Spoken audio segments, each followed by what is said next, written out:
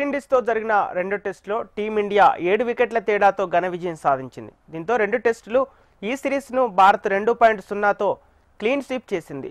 తొలి టెస్టులో చిత్తుగా ఓడిన విండీస్ రెండో టెస్టులో కాస్త పోరాడింది. భారత్ తొలి ఇన్నింగ్స్ 518 పరుగులకు డిక్లేర్ చేసింది. విండీస్ తొలి ఇన్నింగ్స్ 248, 390 పరుగులకు ఆలౌట్ అయి భారత ముందు 121 పరుగుల స్వల్ప లక్ష్యాన్ని నిర్దేశించుకుంది.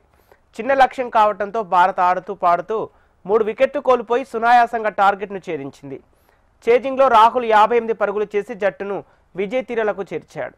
భారత బ్యాటర్లలో సాయి సుదర్శన్ 39 పరుగులు చేసి పర్వాలేదనిపించాడు.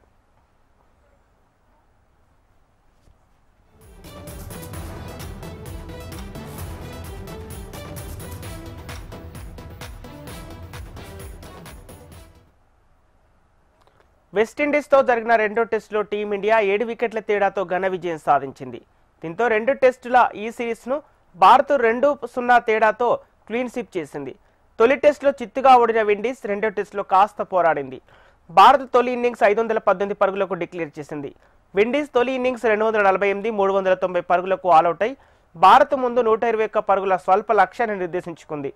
చిన్న లక్ష్యం కావడంతో భారత్ ఆడుతూ పాడుతూ 3 వికెట్లు కోల్పోయి సునాయాసంగా టార్గెట్ను ఛేదించింది.